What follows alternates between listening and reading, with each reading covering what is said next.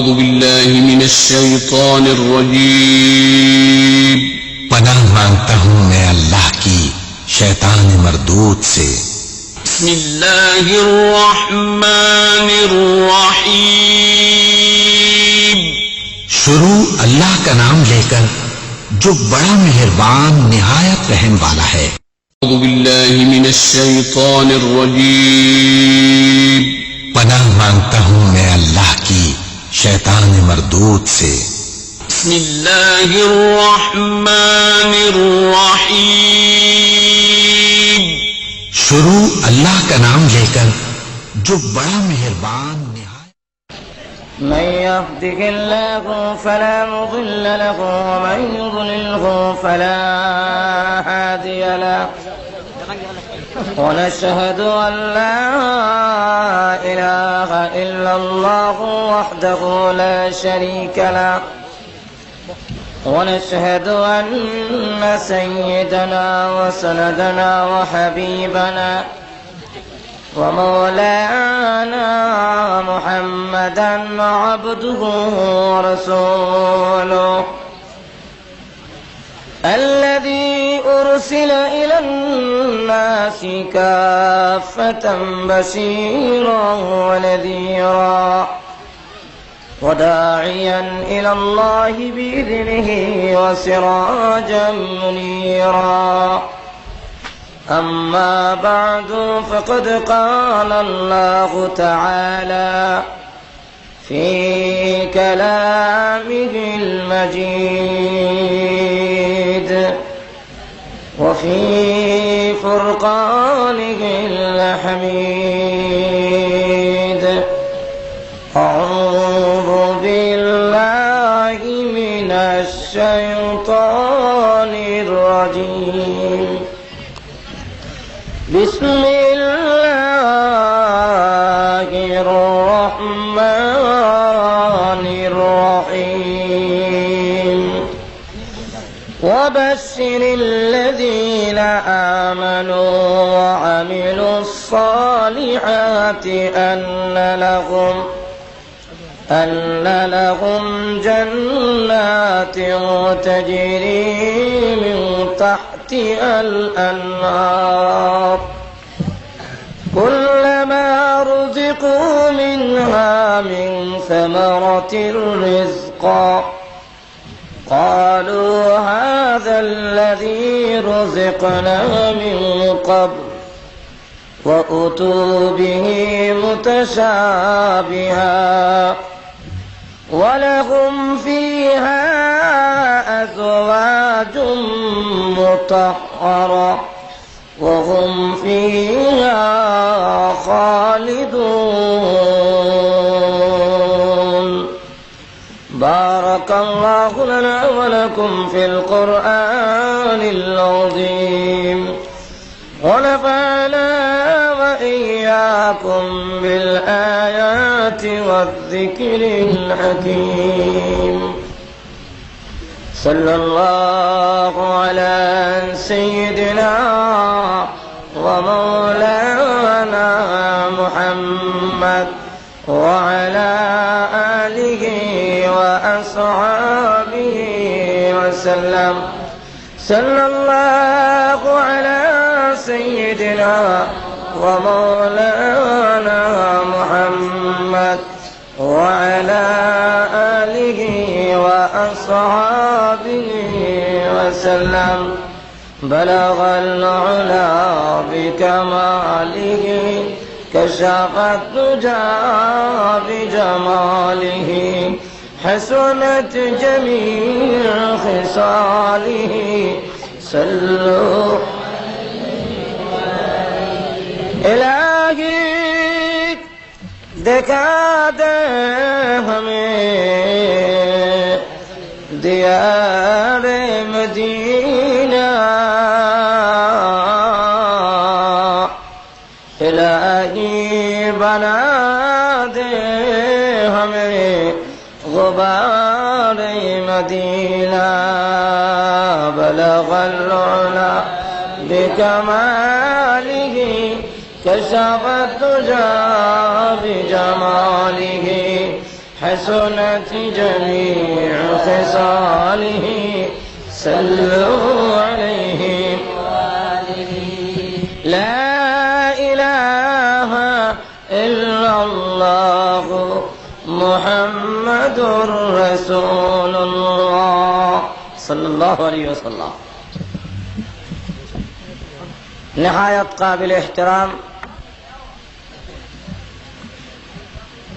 শাহ সৈয়দ তাজউদ্দিন রহমতুল্লাহ আলাইহি সমাজ কল্যাণ সংস্থা পরিষদ আয়োজিত আজকের এই ঐতিহাসিক মহাসম্মেলনের সভাপতি মদ্দাজিল্লাহুল আলী মুআজ্জাজ মুকাররম উলামায়ে কেরাম, উপস্থিত সমবেত সর্বস্তরের ইসলাম প্রিয় মুসলমান ভাইরা, পর্দার অন্তরালে অবস্থানরত অত্যন্ত শ্রদ্ধেয় মা ও বোনেরা, মহান আল্লাহ রাব্বুল আলামিনের দরবারে অসংখ্য অগণিত শুকর আদায় করছি, যিনি অত্যন্ত দয়া করে আজকের এই সম্মেলনে আমাদেরকে শরীক হওয়ার তৌফিক দান করেছেন। এই জন্য শুকর আদায় করছি আলহামদুলিল্লাহ। আমাকে বলা হয়েছে জান্নাত জাহান্নাম এবং জান্নাতের নিয়ামত আর জাহান্নামের ভয়াবহ আযাব সম্পর্কে আপনাদের সামনে আলোচনা করার জন্য। আল্লাহ রাব্বুল আলামিন যেন আমাকে ইখলাসের সাথে কথা বলার, আপনাদেরকে আমলের নিয়ত শোনার তৌফিক দান করেন, সকলে বলেন আমিন। আমি আমার আলোচনা শুরু করার আগে আপনাদের কাছ থেকে একটা কথা জানতে চাই। আমরা যা কিছু আলোচনা করব কোরআন হাদিস ভিত্তিক, সেই আলোচনা আপনাদের মানার এবং গ্রহণ করার ইচ্ছা এবং মনোভাব আছে তো ইনশাল্লাহ? আরো দরকার আছে? তাহলে কি পরিমাণ মানবেন প্রথমে বুঝালাই, আগে টেস্ট করে দেখি। যেই ভাইরা দাঁড়ায় আছেন আপনারা কতক্ষণ দাঁড়ায় থাকবেন? একটু কষ্ট করে মেহরবানি করে বসে গেলে আপনাদের জন্য আরাম হবে, মাহফিলও দেখতে সুন্দর হয়। আপনারাও যাতা বয়ে যান গা, যেখানে আছেন এখানে বসে যান। যদি বসেন তাহলে বোঝা যাবে যে আপনারা মানতে রাজি আছেন। মেহরবানি করে প্রত্যেকে বসে পড়ুন, কেউ দাঁড়ায় থাকবেন না, মেহরবানি করে বসে পড়ুন। আমার আলোচনা বেস্ট ও দুজকের আলোচনা, কথা বুঝছেন? যে লম্বা আলোচনা, একটু সময় আলোচনা করলে আপনারা শুনবেন তো ইনশাল্লাহ? না আমাকে রেখে আপনারা চলে যাবেন? আমি হলাম অধিবেশনের শেষ, খাবারের শেষে আসে দই, এর অর্থ হইল খাইলে খান নাইলে হলায় দেন, কথা বুঝছেন তো? আমারও অধিবেশন শেষ অধিবেশন, এর অবস্থা হইল খাইলে খান নাইলে হলায় দেন। আপনারা কিছু আরো খালি আছে তো নাকি? এবার আসুন আমি আমার আলোচনায় চলে আসি। আল্লাহ রাব্বুল আলামিন অসংখ্য অগণিত মাখলুক সৃষ্টি করেছেন, এর মধ্যে মানুষ হলো আশরাফুল মাখলুকাত। যারা কান ঠিক না, আরো যারা কান ঠিক না, এই মানুষকে আল্লাহ রাব্বুল আলামিন তার গোলামি করার জন্য সৃষ্টি করেছেন। যারা কান ঠিক না, আল্লাহ নিজে বলেছেন ওয়ামা খালাকতুল জিন্না ওয়াল ইনসা ইল্লা লিয়াবুদুন। আল্লাহ বলেন মানুষ আর জিন গোষ্ঠীকে তার ইবাদতের জন্য, তার গোলামির জন্য সৃষ্টি করেছে। তো এই ইবাদত কি আল্লাহ কি ইবাদতের মুখাপেক্ষি নাকি? আমরা সকলে যদি আল্লাহর ইবাদত করি, গোলামি করি, এতে কি আল্লাহর সম্মান বাড়বে? আর একটু জোরে কোন বাড়বে? আমরা যদি সকলেই আল্লাহ না করুক, সকলে যদি আল্লাহর গোলামি ছেড়ে দেই, এতে কি আল্লাহর ইজ্জত সম্মান কমবে? কমবেও না, বাড়বেও না। আল্লাহ এমন এক সত্তা যার কমতি নাই, যার বাড়তি নাই, যার লয় নাই, যার ক্ষয় নাই। যারা কোন ঠিক না? তাহলে আল্লাহ কেন বললেন তার গোলামির জন্য আমাদেরকে সৃষ্টি করেছেন? এই জন্য তাফসীর কারকরা লিয়াবুদুনের অনেক ব্যাখ্যা করেছেন। এর মধ্যে একটা ব্যাখ্যা হলো লিয়াবুদুন আই লিয়ানফাউন, মানুষের ফায়দা হবে, ইবাদত করলে তোমাদের লাভ হবে। যারা কোন ঠিক না? মানুষ যদি আল্লাহর গোলামি করে, আল্লাহর দাসত্ব করে, এতে মানুষের লাভ। যারা কোন কার লাভ? আরো যারা কোন কার লাভ? মানুষের লাভ। মানুষ আল্লাহর গোলামি করলে, আর দাসত্ব করলে আল্লাহ রাব্বুল আলামিন ওয়াদা দিয়েছেন। হে নবী, আপনি সুসংবাদ প্রদান করুন। ওয়াবাশশিরিল্লাযীনা আমানু ওয়া আমিলুস সালিহাতি আন্না লাহুম জান্নাত। হে নবী, আপনি সুসংবাদ প্রদান করুন যারা ঈমান আনয়ন করবে, আমার বান্দাদের মধ্যে যারা আমার প্রতি বিশ্বাস স্থাপন করবে, লা ইলাহা ইল্লাল্লাহু মুহাম্মাদুর রাসূলুল্লাহ সাল্লাল্লাহু আলাইহি ওয়াসাল্লাম, এই কালিমা যারা পড়বে এবং যারা নাকি নেক আমল করবে, আমি আল্লাহ রাব্বুল আলামিন ওয়াদা দিলাম তাদের জন্য আমার তৈরি জান্নাত রিজার্ভ করে রেখে দিয়েছি। আরেক আয়াতের মধ্যে আল্লাহ রাব্বুল আলামিন উল্লেখ করেছেন, ইন্নাল্লাযীনা আমানু ওয়া আমিলুস সালিহাতি কানাত লাহুম জান্নাতুল ফিরদাউসি নুজুলা। আল্লাহ রাব্বুল আলামিন বলেন, যারা কি ঈমান আনবে এবং আমলে সালেহ নেক আমল করবে, আমি আল্লাহ রাব্বুল আলামিন তাকে জান্নাতুল ফিরদাউসের মেহমান বানাবো। কোন জায়গার মেহমান? জান্নাতুল ফিরদাউসের মেহমান। কারণ জান্নাতুল ফিরদাউস তথা জান্নাত পেতে হলে পূর্ব শর্ত হলো ঈমানদার হইতে হবে। যেরকম কি হইতে হবে? আরো যেরকম কি দার? ঈমান না আনলে নবীর বাপ হইল খাতির নাই। যেরকম ঠিক না? ভাইরা আমার, দুনিয়ার সমৃদ্ধির জন্য, দুনিয়ার উন্নতির জন্য, দুনিয়ার ইজ্জত পাওয়ার জন্য সেখানে ঈমান শর্ত নয়। হোক সে মুমিন, হোক সে কাফের, সকলকে আল্লাহ রাব্বুল আলামিন দুনিয়ার সমৃদ্ধি, দুনিয়ার উন্নতি, বেঈমান কাফেরদেরকে আল্লাহ রাব্বুল আলামিন দান করবেন দুনিয়ার ইজ্জত। আল্লাহ রাব্বুল আলামিন যেমন মুমিনকে দিয়েছেন, কাফেরকে দেন নাই? আরো জোরে কোনো দেন নাই? বিশ্বের সবচেয়ে বড় প্রেসিডেন্টের নাম কি? আরো জোরে কোন কি? বুশ। তাহলে এই বুশ রাষ্ট্রীয় সম্মান হয়েছে না হয়েছে না? আরো জোরে কোন পায় নাই? তাহলে আল্লাহ রাব্বুল আলামিন কাফেরদেরকেও সম্মান দেন, কাফেরদেরকেও ইজ্জত দেন। তার পবিত্র কোরআন শরীফে সূরা বনী ইসরাঈলের মধ্যে উল্লেখ করেছেন, আল্লাহ রাব্বুল আলামিন কাফেরদেরকেও দুনিয়ার সম্মান দিবেন, দুনিয়ার ইজ্জত দিবেন, আবার মুমিনদেরকেও দিবেন। তবে কাফেরের চাইতে মুমিনদেরকে ইজ্জত, সম্মান, ধন সম্পদ আরো বেশি দিবেন। যেরকম ঠিক না? তাহলে এই পৃথিবীর মালিক আল্লাহ। যেরকম কে? এই পৃথিবীর মালিক কে? আল্লাহ। যদি পৃথিবীর মালিক হয়ে থাকে, রাজত্বের মালিক যদি আল্লাহ হয়ে থাকে, বুশ প্রেসিডেন্ট হয় কোন যুক্তিতে? যেরকম ঠিক না? বুশ রাষ্ট্রীয় প্রধান কেমনে হয় এটা আমার বুঝে ধরে না। হুজুর সাল্লাল্লাহু আলাইহি সাল্লামকে আল্লাহ রাব্বুল আলামিন বলেন, হে নবী আপনি বলুন, কুল, আপনি বলুন, আল্লাহুম্মা মালিকাল মুলক তুতিল মুলকা মান তাশা ওয়া তানসিউল মুলকা মিম্মান তাশা। হে নবী আপনি বলুন, আয় আল্লাহ আপনি রাজত্বের মালিক, আপনি যাকে ইচ্ছা তাকে রাজত্ব দান করেন, যার কাছ থেকে ইচ্ছা রাজত্ব ছিনায় আনেন। আল্লাহ রাজত্বীয় ক্ষমতা, রাষ্ট্রীয় ক্ষমতা দান করেন, আবার রাষ্ট্রীয় ক্ষমতা ছিনায় আনেন। দেওয়ান এবং নেওয়ানের ক্ষমতা কার হাতে? আরো যখন কার হাতে? এই আয়াতের শান নজুল বলবো নাকি? আরো যখন বলবো, সমস্ত বেঈমান কাফেররা যখন ঐক্যবদ্ধ হয়ে এসেছিল, হুজুর সাল্লাল্লাহু আলাইহি সাল্লামকে নিশ্চিহ্ন করা হবে, সাহাবায়ে কেরামকে মদিনা থেকে নিশ্চিহ্ন করা হবে, মদিনা নামে কোনো জিনিস রাখা হবে না, সবগুলো একখানে নিশ্চিহ্ন করা হবে। যেইভাবে আজ আফগানিস্তানের জমিনকে নিশ্চিহ্ন করার জন্য সমস্ত বেঈমান কাফের ঐক্যবদ্ধ হয়ে ওসামা বিন লাদেনের নাম দিয়া আফগানিস্তানকে নিশ্চিহ্ন করার ষড়যন্ত্র করে সকল দল মত নির্বিশেষে ঐক্যবদ্ধ হয়ে আসছে। যেরকম ঠিক না? ঠিক তেমনি ভাবে মদিনা থেকে নিশ্চিহ্ন করা হবে, সমস্ত দল মত নির্বিশেষে ঐক্যবদ্ধ হয়ে এসেছে 15,000 সোলজার নিয়ে। এদের মধ্যে 4,000 সোলজার আছে, সৈন্য আছে, যারা একজন 1,000 সৈন্যের মোকাবেলা করতে পারে। হুজুর সাল্লাল্লাহু আলাইহি সাল্লাম তখন সাহাবীদেরকে নিয়ে পরামর্শে বসলেন কি করা যায়। তো সাহাবীদের মধ্যে একজন সাহাবী ছিলেন, তার নাম হলো সালমান ফারসি রাদিয়াল্লাহু আনহু।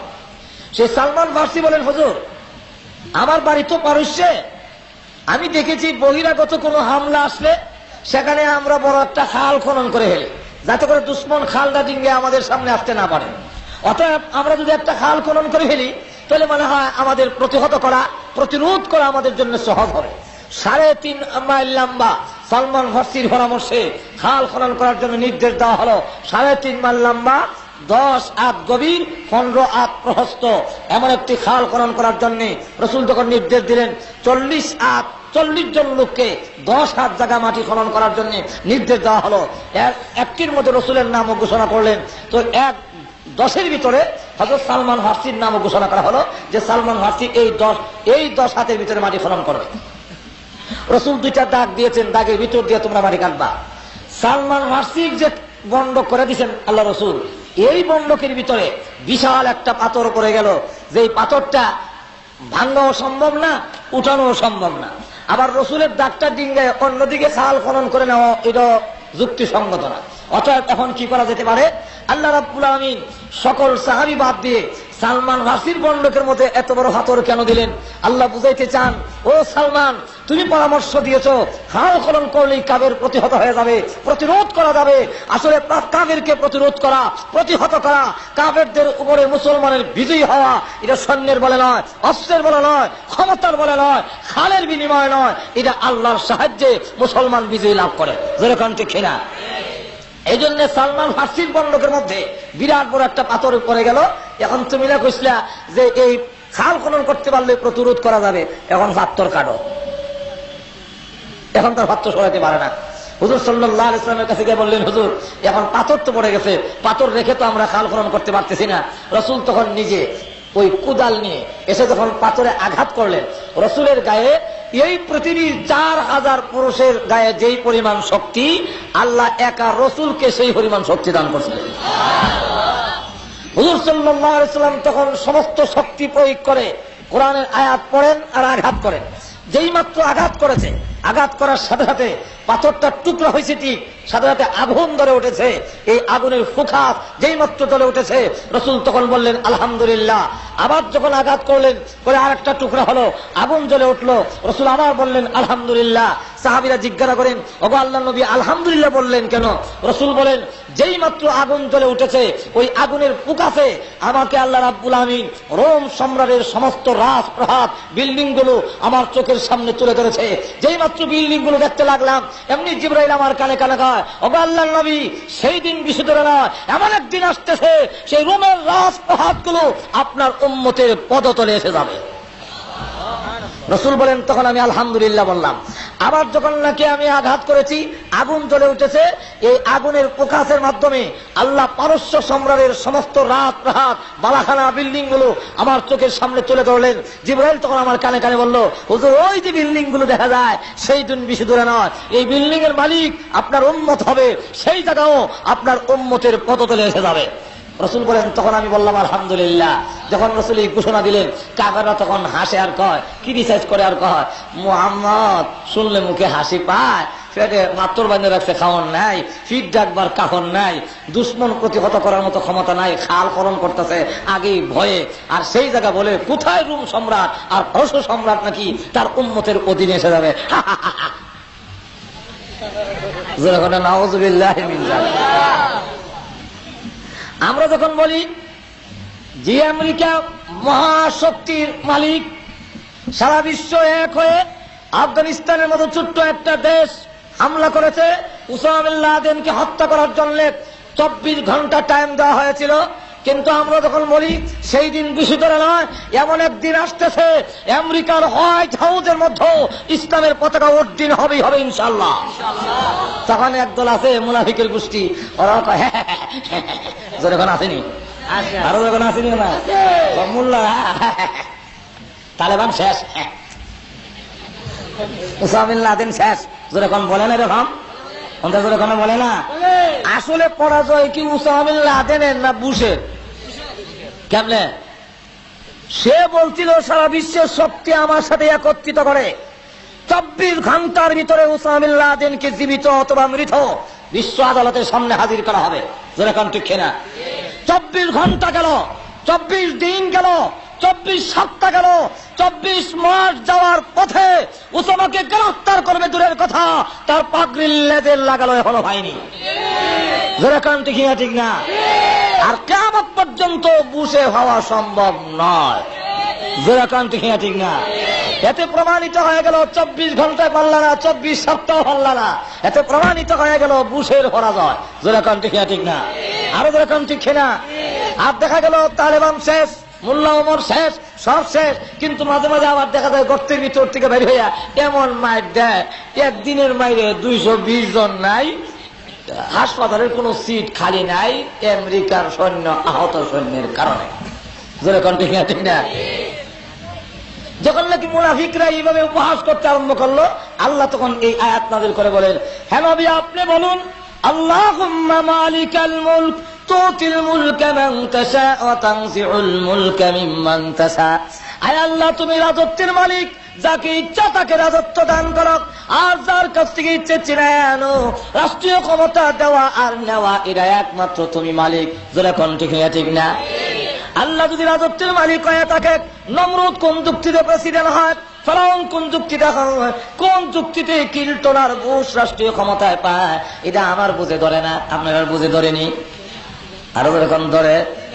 এই বুশকে আল্লাহ সম্মান কেমনে দিল? এত বড় লাল গালিচা দিয়ে মানুষের সম্মান দেয়, এই সম্মান কেমনে হইল? কাফেররা সম্মান পায় কেমনে?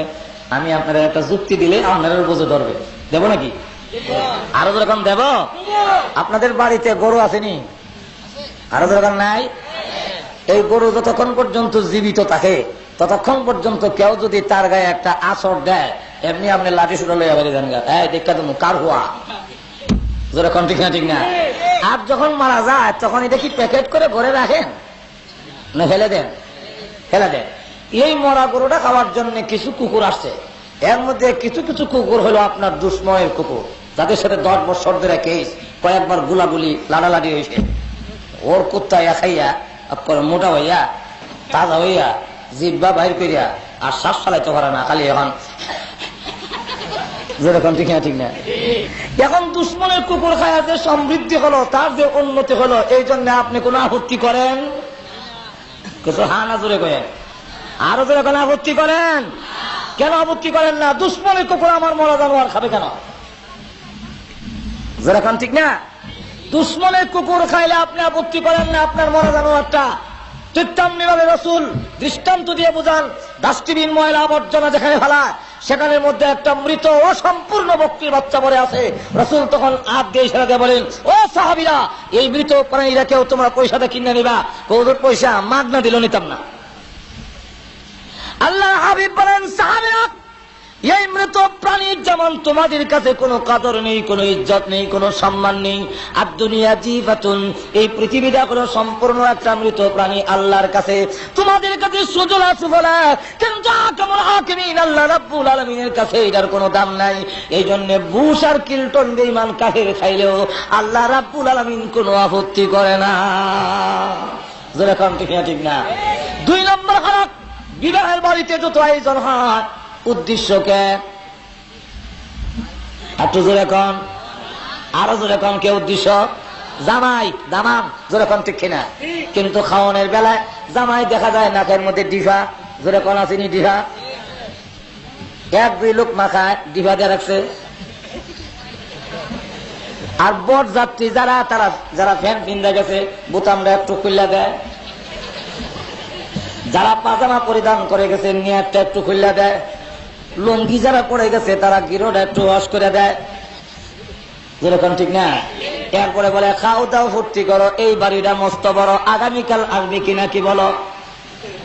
যেরকম ঠিক না? জামাই কম খাক, যার উসিলা খাওয়ার আয়োজন করা করো সে খায় কম, আর যারা নাকি যাদের জন্য আয়োজন করা করো না বরযাত্রী, ওরা খাইলো বেশি, খাইতে খাইতে গলা পর্যন্ত আসে। এটার কারণটা কি? কারণটা হলো জামাই এই কথা বলে, আমি আজকে খাবারের জন্য আসি নাই, আমি আজকে এসেছি এই বাড়ির সাথে একটা সম্পর্ক স্থাপন করার জন্য। সম্পর্ক যদি হয়ে যায়, এই বাড়ির যত মুরগি আছে সব আমার হয়ে হজম হবে।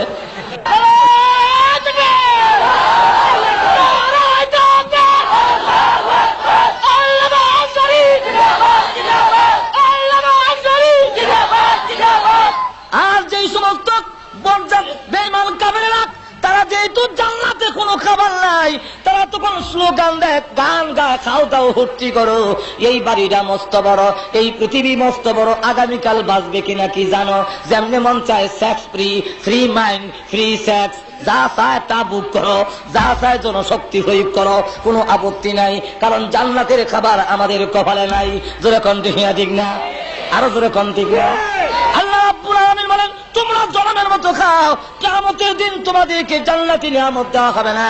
যেমনি ভাবে আন্দরমহলের যখন ডাক আসে, আন্দরমহলের ভিতরে যখন যায়, তখন শুধু জামাই নাকো ডিভা দিয়া যায়, দরজা বন্ধ করে রাখার কোনো বিধান নাই।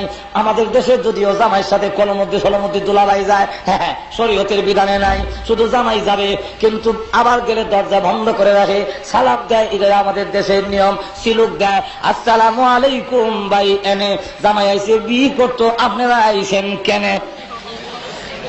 যেরকম ঠিক কিনা? ওরা আবার জবাব শিক্ষা গেছে, তারা বিয়ে করছেন না, আপনারা শিক্ষা দেন আমার কাছ থেকে।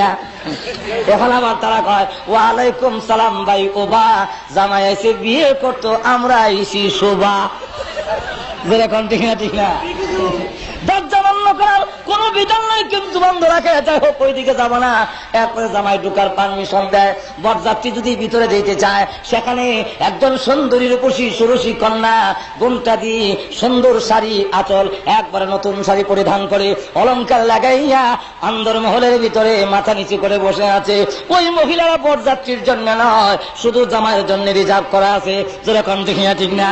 সেখানে যদি কোনো বরযাত্রী উকি দেয়, এমনি বাড়ির যেই কেহ যদি দেখে, গাছ টাক ধরে নিয়ে বরযাত্রীর ঘরে, এই কোনো তা হয়, এগুলো যায় না। যেরকম ঠিক না? ঠিক না? বরযাত্রীর ঘরে যাইতে দেয় না, দেখা ওই জামাইয়ের ঘরে আন্দরমহলে যেতে দেয় না, বরযাত্রীর ঘরে পৌঁছায় দেয়। ঠিক তেমনি ভাবে কিয়ামতের কঠিন ময়দানে আল্লাহ ডাক দিয়ে বলবেন, উদখুলুহা বিসালামিন আমিনিন। এই বান্দারা, আর জান্নাতের গেট তোর জন্য উন্মুক্ত, তোর জন্য খুলে দেওয়া হয়েছে।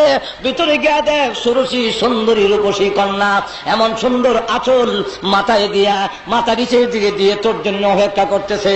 তার মাথার আঁচলটা, এই যে শাড়ির যে আঁচল, এটার দাম তামাম পৃথিবী বিক্রি করলেও আল্লাহ রসুল বলেন জান্নাতি হুর ও গিলমানের শাড়ির আঁচলের দাম হবে না।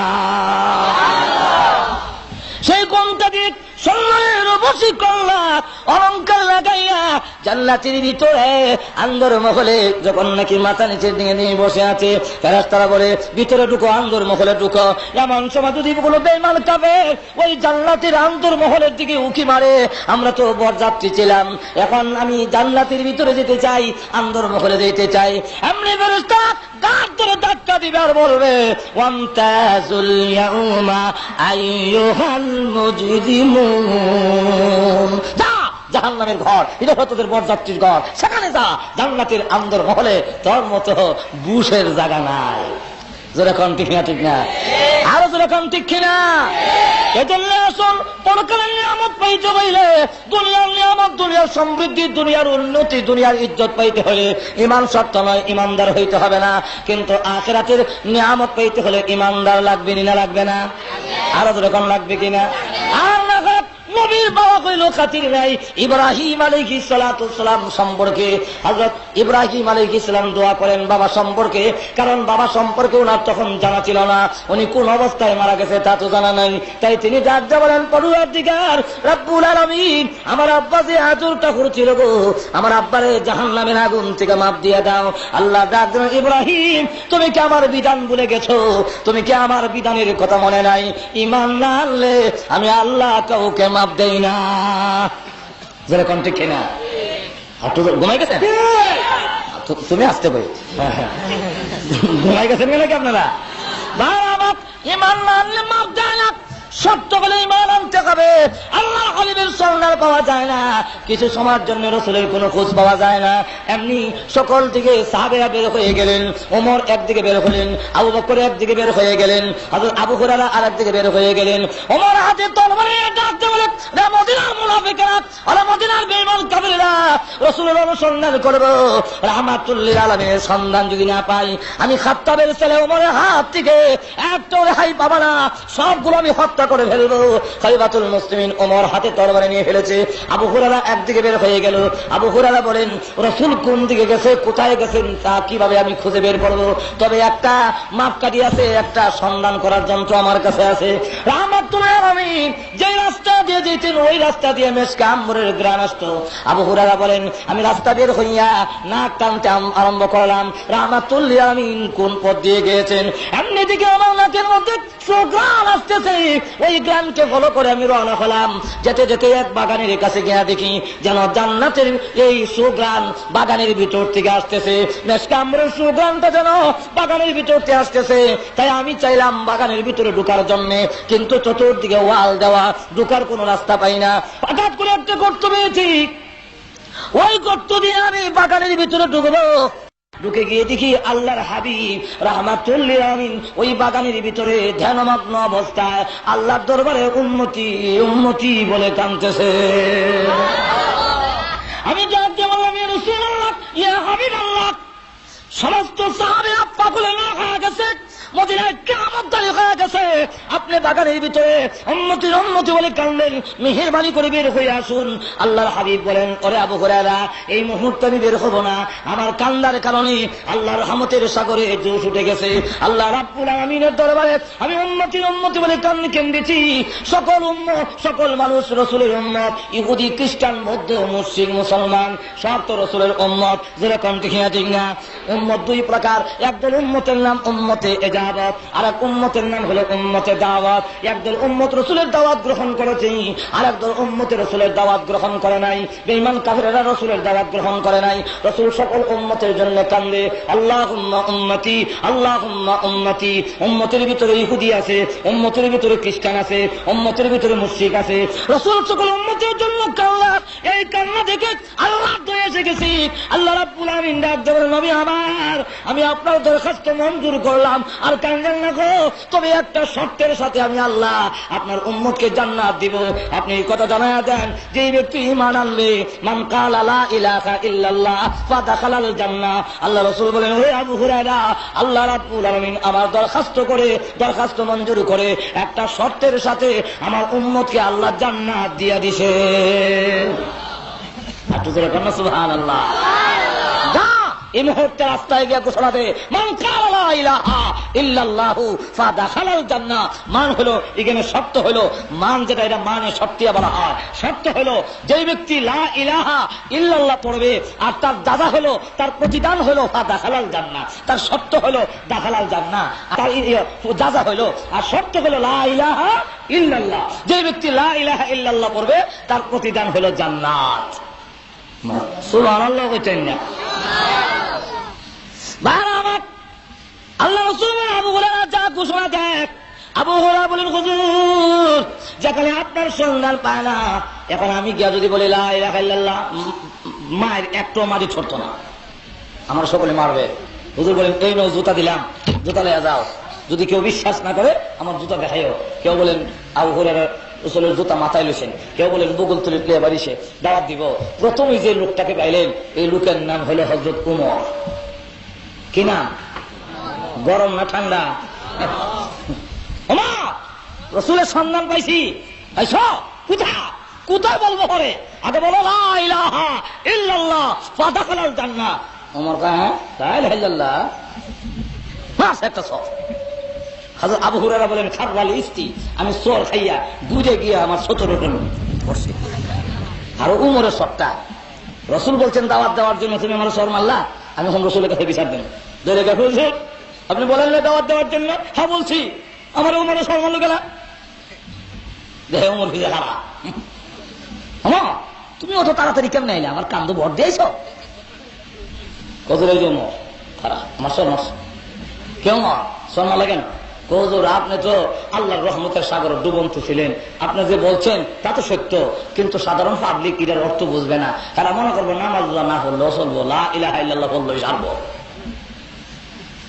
রাসূল বলেন, আবু হুরায়রা, উমর যেটা বুঝছে ঠিকই বুঝছে, সাবধান, এইভাবে কইও না। তো শর্ত হলো লা ইলাহা ইল্লাল্লাহ, এই শর্ত দেওয়া হয়েছে। তুমি কি সেই বিধান ভুলে গেছো?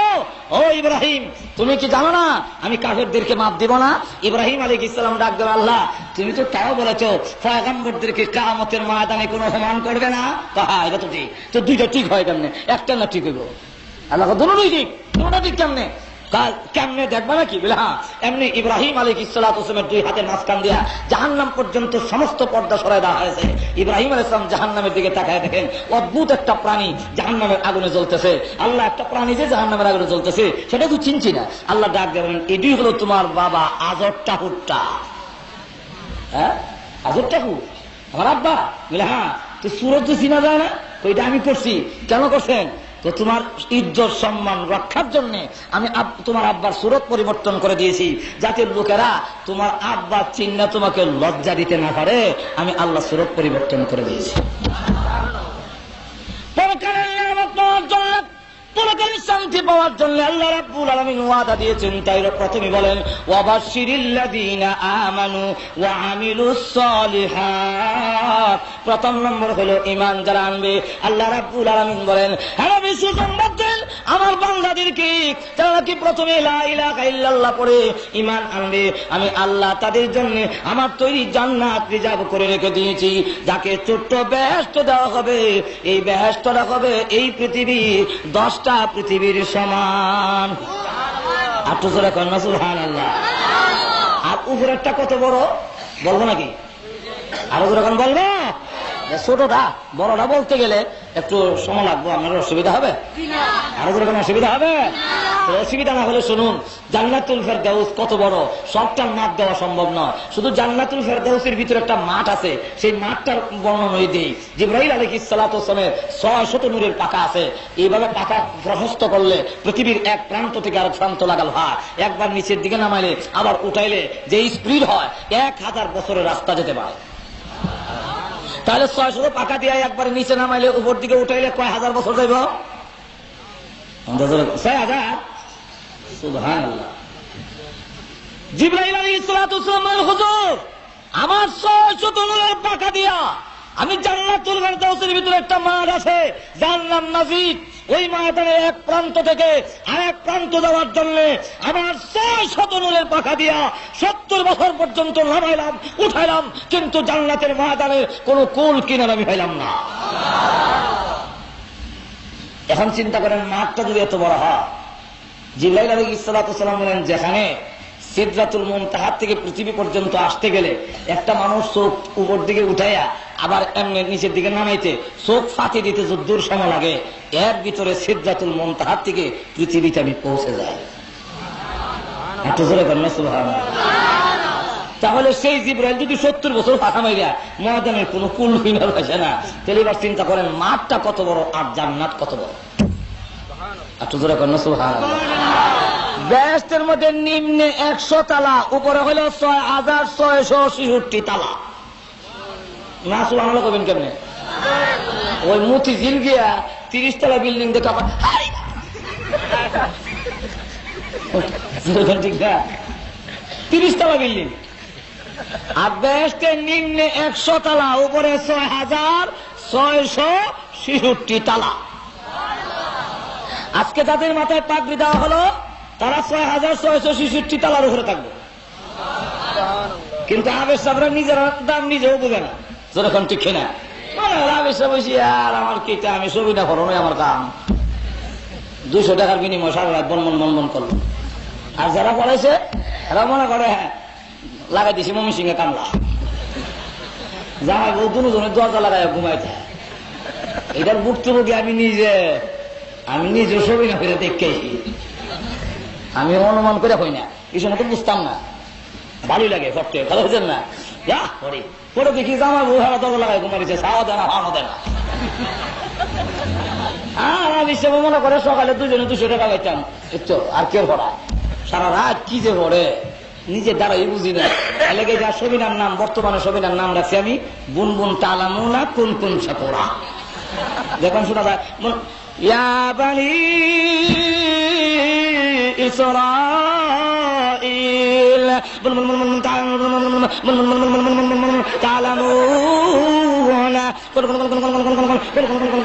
শাকুরা।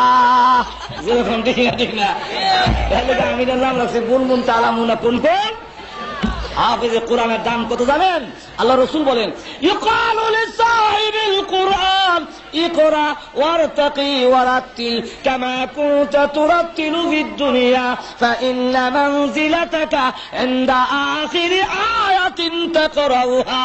আল্লাহ বলবেন হে কোরআন ওয়ালা পড়ো আর চড়ো, তোমার পড়া যেখানে শেষ হবে তোমার বাসস্থানও জান্নাতের সেখানে হবে। চিন্তা করছেন তার দাম কত? ভাইরা আমার, আসলে জান্নাত আল্লাহ রাব্বুল আমিন 6666 তালার নিম্নে 100 তালা, এক একটা তালায় 70,000 করে কামরা, এক একটা কামরা হলো পৃথিবীর সমান। আরো ধরে কন্যা সুবহানাল্লাহ। প্রত্যেকের 2টা করে গাড়ি দেব। যেরকম কয়টা? একটা গাড়ি স্পেশাল, আর একটা হলো সপরিবারে চলবার লাগিয়া। যারা নিজে খালি মোটরসাইকেলের মতো চালাবেন, এটার স্পিড হলো প্রতি সেকেন্ডে 1,86,000 মাইলের চেয়ে বেশি। আর সপরিবারে যারা যাবেন, এটা আমরা ঘুরে ঘুরে যাব, কিন্তু ভরতেন না। কথা বলছেন? এক একজন জান্নাতীকে 8 লক্ষ খাদেম দেওয়া হবে। শুধু খাবার পরিবেশন করবে তাদের সংখ্যা হলো 80,000। আরো ধরে কন্যা কয় হাজার? 80,000। নিচে বউ হবেন 70 জন, উপরে 25,000। সুবহানাল্লাহ করছেন না? এরপরে আবার দেখবেন আপনার স্বাস্থ্যটাও এরকম থাকবে না। সুবহানাল্লাহ। দাড়ি নাই, অপর খালিস, মুছও নাই। আমরা কয়েন না তৈলে ভালো হয়েছে, ওখান থেকে সুরত ধরে লেছি। সুরত এখন ধরল হইতো না, এখন দাড়ি থাকতে হবে। এখন দাড়ি হলো পুরুষের বৈশিষ্ট্য। আপনি যে পুরুষ, যে কতখানে বুঝাইবেন, বুঝাইতে গেলে তো অনেক কাম করতে বোঝে, এগুলা শরীয়তে জায়েজ না। আমি পুরুষ কেমনে বুঝতাম? কমলে যেরকম ঠিক না, ঠিক না। পাঞ্জাবিতে জিজ্ঞেস, তুমি মুসলমান হো? আমি মুসলমান। এখন মুসলমান হয় তো কালমা বাতাও, তো ওরা দেখা যায় হিন্দুরও কালমাই খেলেছে, কেন হয় কাপড়াও তার। যেরকম ঠিক না, ঠিক না। আপনি যে পুরুষ বোঝাবেন কেমনে, বলে এটা আমার মুখে দাড়ি, যেরকম ঠিক না, ঠিক না। এরা হলো বীরত্বের লক্ষণ, শ্রেষ্ঠত্বের লক্ষণ। মনের রাজা হলো সিংহ, তার মুখে কেমন সাপ দাড়ি, যেরকম ঠিক না, ঠিক না। আরো যেরকম ঠিক কিনা। এখন বেহেশতে যাওয়ার পরে দাড়ি থাকবে না, শুধু একজনের দাড়ি থাকবে, ওনার নাম আদম আলাইহিস সালাম। যেরকম কি নাম? আরো যেরকম কি নাম? আদম আলাইহিস সালামের দাড়ি থাকবে, আর কারো দাড়ি থাকবে না। কেন? উনি হলেন সকলের বাবা। ওনার দাড়ি না থাকলে আবার ছেলে আর বাপে ভেস লেগে যাবে। ওনার দাড়ি আর কারো দাড়ি নাই। সকল দাড়ি থাকবে না, মোষ থাকবে না, মাথায় আবার লম্বা চুল থাকবে। কারণ লম্বা চুল রাখতে আবার অনেকের একটু শখ আছে। যেরকম ঠিক না, ঠিক না।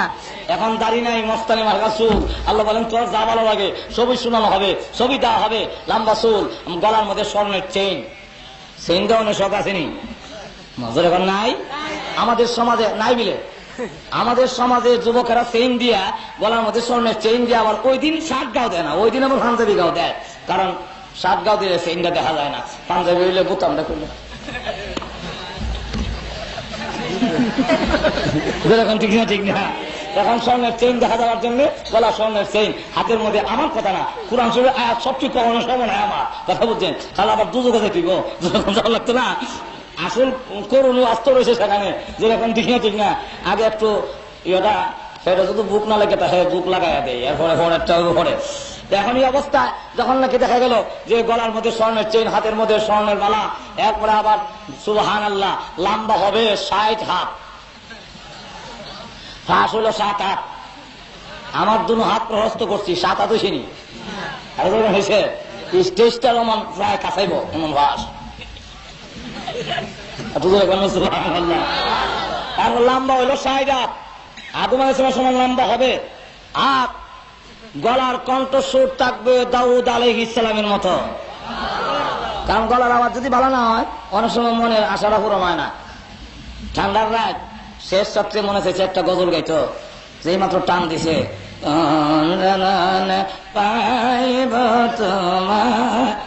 এমনি গুতা দেখো ছাগলের লাগান কেলে গাবে মাইতেছ, গলার আওয়াজটা বাড়ানোর দিকে কোথালাম না। জান্নাতের ভিতরে কণ্ঠস্বর দাউদ আলাইহিস সালামের মতো হবে, আর চেহারার রং হবে ইউসুফ আলাইহিস সালামের মতো, চরিত্র হবে মুহাম্মদুর রাসূলুল্লাহর মতো। তখন তাকে এই জান্নাতি পুরুষ সুবহানাল্লাহ পুরো গিলমান তার দিকে তাকাইয়া 10 বছর তাকাইয়া বলবো, ইমন সুন্দর পুরুষ আর জীবনে কোনোদিন দেখছি না। বেহেশতের ভিতরে ঢুকবেন, আপনার জন্য যে এই চেয়ারটা হবে, চেয়ারটার উচ্চতা হলো আলা ফুরুশিম মারফুআ। এই আয়াতের ব্যাখ্যা রাসূল নিজে তাফসীর করেন, জমিন থেকে আকাশ পর্যন্ত উঁচা হবে। স্প্রিং সুবহানাল্লাহ। ওই মধ্যে আবার অর্ধশায়িত চেয়ার, মুত্তাকিইনা আলা সুরুরিন মুতাকাবিলিন, এমনি অর্ধশায়িত, সামনে বউ সামনে আর আপনি চেয়ার, স্বামী স্ত্রী দুজন যদি ভালো একটা বাড়ির মধ্যে, তারপরে দুইজন দুই চেয়ার মধ্যে এমনি এলান দিয়ে বইয়া প্রেম আলাপ করা যায়, ওহ কত মজা। যেরকম ঠিক না? এই সময় যদি আবার চাকর চাকরানি খাদেম খুদ্দামেরা শরবত নিয়ে আসে, চা নিয়ে আসে, কফি নিয়ে আসে, আই সুবহানাল্লাহ, ট্যাং শরবত নিয়ে আসে, তাহলে আরো জমে। যেরকম ঠিক না? ইয়াতুফু আলাইহিম বুলদানুন মুখাল্লাদুন বিআকওয়াবিন ওয়া বারিকা ওয়া কাসিম মিন মাইন। তখন দেখা যাবে শরবত নিয়ে আসবে, আর এসে এসে শরবত দিবে, আপনারা সামনাসামনি স্বামী স্ত্রী বসা, সুবহানাল্লাহ বিহামদিহি। এখন আবার যে টেবিল আছে, এই টেবিলে খান, যখন নাকি শরবত টরবত খাইয়া একবারে আবার খাওয়ান নিয়ে আসছে, 80,000 খাদেম খাবার মিশিয়া, ওরা দুনো হাতে প্লেট আছে, এই হাতে প্লেট, এই হাতে প্লেট। এখন চিন্তা করেন 80 1,60,000 প্লেট খাবার আসবে, 70,000 প্রকারের আইটেম সামনে দেওয়া হয়েছে।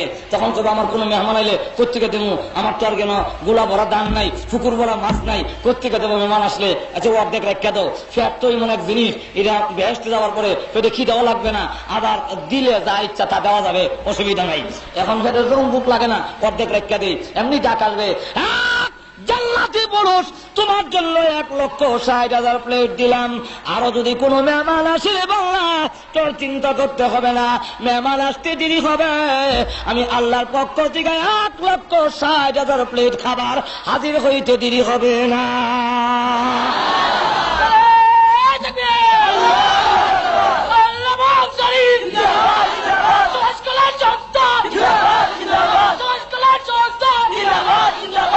এইভাবে যখন নাকি খাবার নিয়ে আসবে, সুবহানাল্লাহ, 1,60,000 প্লেট সামনে হাজির। এরপরে এগুলা খাইয়া আবার টেবিল আছে না, টেবিলটা এটাও খাবার ভাঙ্গিয়া খাই লিব।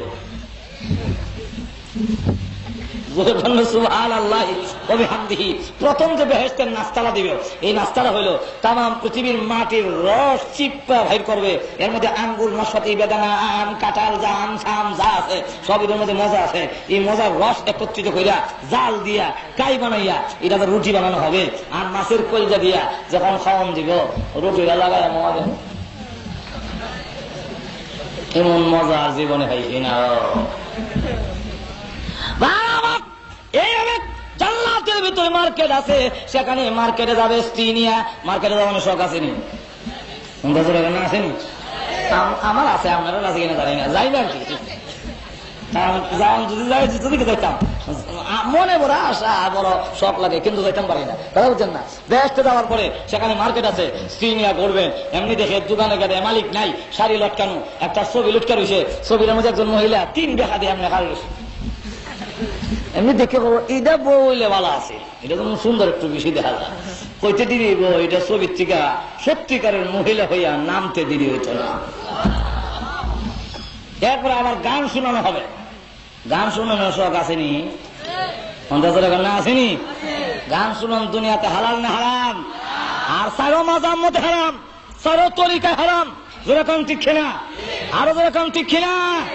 এখন এটা বিভিন্ন নামে হোক, আমাদেরকে গান যেহেতু হারাম, এই জন্য আমরা গান শুনি না, শুনবো না, এই জন্য শয়তান চক্রান্ত করিয়া এখন গানের নামের আগে একটা শব্দ লাগাইছে। আচ্ছা, পায়খানা হালাল না হারাম? আরো যারা কান পায়খানা খাওয়ান চাইনি? আচ্ছা, কোন হুজুর যদি পায়খানা করে আপনারা ডিলা কুলুর লইয়া পায়খানা করছে, নবীজির তরিকা অনুযায়ী সুন্নত তরিকা পায়খানা করছে, এই পায়খানার যদি আমি প্যাকেট করে উপরে লেখা দেই ইসলামী পায়খানা, যাই যাবনি? আরো যারা গান যায় হবে? আমাদের সমাজে এখন ইসলামী গান বেরিয়েছে, গান আবার ইসলামী হয় কেমন? কি বেরিয়েছে? তোমাদের এখন কি গান? ইসলামী গান। প্রেম বাজার আমার যাওয়া, যেরকম আসেনি? তোমাদের যেরকম আসেনি না? নবীদানের প্রেম বাজার আমার যাওয়া, যেরকম আসেনি না? নাই গান যদি ইসলামের নাম দিয়েও বলা হয় তাহলে এটা হালাল না হারাম? আরো জোরে গান আমার গান আমার এলাকায় যারা গান গায়ে রাখা, কোন কিতাবে লেখা আছে গো হারাম বাজনা গান? কোন কিতাবে লেখা আছে? আরে গান যদি হারাম হইতো বিলালে কি আজান দিত? তোর মাতা বিলাল, গান যদি হারাম হইতো বিলালে কি আজান দিত? আচ্ছা বসে, গান যদি আরাম হইতো বিলালে কি আজান দিত? আজানের সাথে গানের কি সম্পর্ক?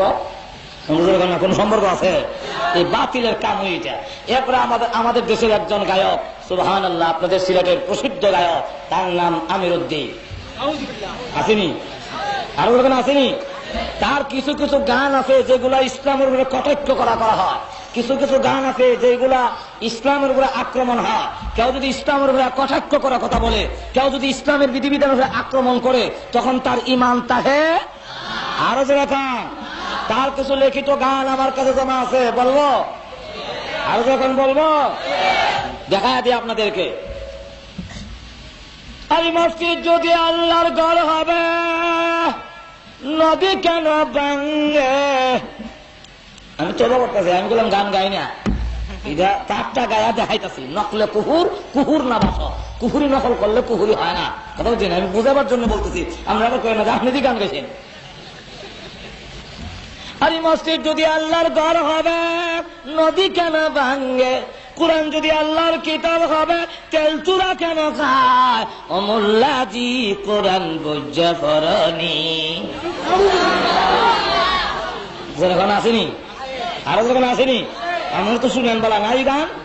তো তার কথায় কি বোঝা গেল? মসজিদ যদি আল্লাহর ঘর হবে, নদী কেন ভাঙ্গে? মাঝে মাঝে নদী মসজিদ ভাঙ্গে না? তাহলে সে বলতেছে মসজিদ যদি আল্লাহর ঘর হতো, নদী ভাঙতো কার লেগা? তাহলে বোঝা গেল এটা আল্লাহর ঘর। আরে কোরআন যদি আল্লাহর কিতাব হবে, তেল চূড়া কেন খায়? মাঝে মাঝে কোরআনের হাতা তেল চূড়া, তারপরে উলু খায় না? আর যখন খাইলা না, যত্ন না রাখলে, রেখা দিলে, এক বছর ভিতরে না ধরলে তেল চূড়া বা উলু কিছু খাইলা। হ্যাঁ, কোরআন যদি আল্লাহর কিতাব হবে, তেল চূড়া কেন খায়? তাহলে বোঝা গেল কোরআন আল্লাহর কিতাব। এরপরে আমরা গুতা দিয়া কয় অমুল্লাজি কোরআন বুঝা বরনি। যেমন বোঝা যায় এখন কোরআন বুঝবার লাগে আমরা আমির উদ্দির কাছে যাইতে যেরকম ঠিক না, ঠিক না? তেমনি ভাবে আবার দেখেন না গায় আমাদের দেশে কুসংস্কার জান্নাতের পথ থেকে সরাবার জন্য, জাহান্নামের পথে নিয়ে যাওয়ার জন্য শয়তান মাথা বেঁধে লেগেছে। যেরকম ঠিক না, ঠিক না? এখন আমাদেরকে দেখেন কত কুসংস্কারে লিপ্ত করে দিয়েছে। আবার দেখা যায় নবীর ফাতেমা দিয়া গান গায়, যেরকম গায়নি। আরে কুলসুমের গীত, আর যেরকম আমার চ্যালেঞ্জ কিয়ামত পর্যন্ত 10 লক্ষ সেই হাদিস আছে, কোন একটা হাদিসে যদি এমন ঘটনা দেখাতে পারে, জিহ্বার টান দিয়ে ছেড়ে ফেলবো। যে হযরত উসমান গনি মেলা করেছিলেন, ফাতেমাকে দাওয়াত দেননি, রাসূল ফারা কাপড় পরিধান করে মাহফিলে ওই জিয়াফতের কিনারে বসাছিলেন, এমন কোন ইতিহাস, এমন কোন ঘটনা যদি কেউ কোন কোরআন কিতাবে দেখাতে পারে, জিহ্বার টান দিয়ে ছেড়ে ফেলে দেওয়া হবে। সম্পূর্ণ মিথ্যা, সম্পূর্ণ বানানো, সাহাবীদের উপরে কটাক্ষ করার জন্য ইহুদি খ্রিস্টানদের ষড়যন্ত্র। যেরকম ঠিক না, ঠিক না? কিটা আরে উসমান গনি মেলা করলা, ফাতেমারে গিলা করলা, আরে সব কানা ভাত রইল।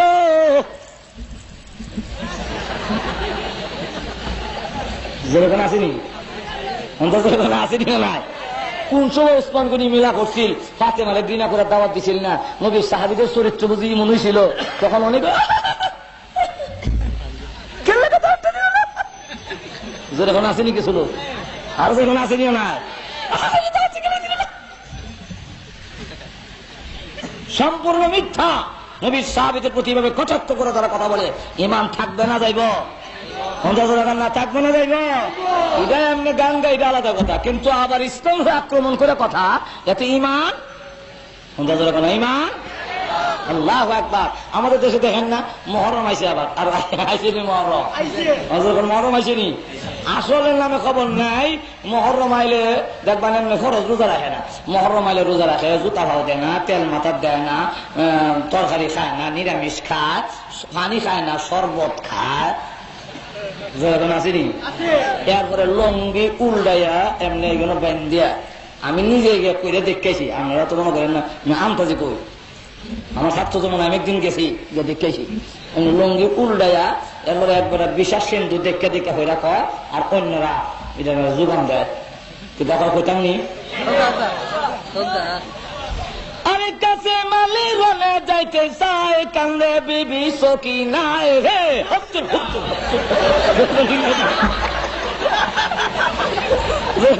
ঠিক না আরো জোরে কান ঠিক কিনা আসেনি এর বলে কি হচ্ছুর হচ্ছুর হচ্ছুর হচ্ছুর আসেনি আল্লাহু আকবার হাসান হুসেনের নাম রো শুদ্ধ কইরা হাসান হুসাইন রাদিয়াল্লাহু আনহুমা বলতে হয় রাদিয়াল্লাহু আনহু না বলে রাসূল নারাজ হয় সে জায়গায় রাদিয়াল্লাহু আনহু কইব দূরের কথা হাচ্চন হুচ্চন জোরে কোন ঠিক না তাও আবার লঙ্গি উল্টায়া কম্বল দেখাইয়া জোরে কোন ঠিক কিনা আল্লাহু আকবার এখন চিন্তা করেন অথচ হাসান হুসাইনের দাম আছে মিয়া অন্তত গান আসেনি না না আব্বা গুড়া কিল্লা দেয় না আপনি কি একটা গুড়া কিন্না দিতে পারেন না আমরা দুই ভাই গুড়া দৌড়াবো রসুল ডাক দিয়ে বলেন হাসান হোসেন গুড়া দিব প্রত্যেকে আমার কাছে তো টাকা নাই তবে আমি নবী তোদের গুড়া দৌড়ানোর শখটা মিটাই দেই ওগো না না গুড়া দৌড়ের শখ কেমনে মিটাবেন রসুল ডাক দিয়ে বলেন আমি নিজে গুড়া হইলাম আমার পিঠে তুই উঠে যা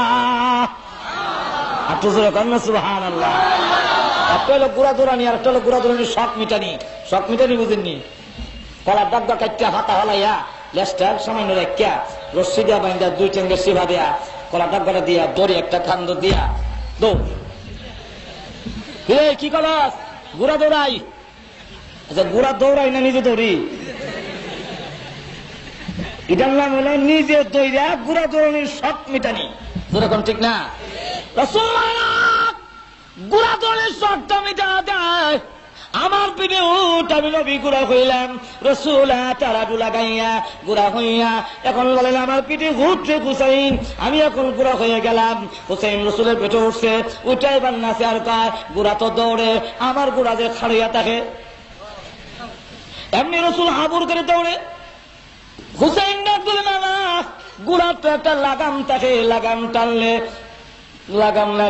আরাম লাগে না সব মিটে না নবী গো ও না আমার গুড়ার যে লাগাম নাই এমনি রসুল তার মাথার সুন্নতি চুল থেকে এক গাছি চুল হুসাইন হাত দিয়া বলে না হুসাইন এটা হলো তোর গুড়ার লাগাম এমনি রসুলের চুল ধরে টানে হুসাইন রসুলের পিঠে নাচে এই অবস্থায় খালিফাতুল মুসলিমিন ওমর ঘরের ভিতরে ঢুকিয়া গিয়া আল্লাহু আকবার আল্লাহর পরে যার মর্যাদা তামাম পৃথিবী তার খাতিরে সৃষ্টি করা হলো হোসেন রে তাকে তুমি গুড়া বানাইছো তোমার ঘোড়া তোমার সোয়ারি পৃথিবীর শ্রেষ্ঠ সোয়ারি এমনি রসুল ডাক দে বলে আরে ওমর শুধু সোয়ারির প্রশংসা করো না সোয়ারটার দামও কম না এটা সারা গালির নাতি না রে এটা আমি মুহাম্মদুর রাসূলুল্লাহর নাতি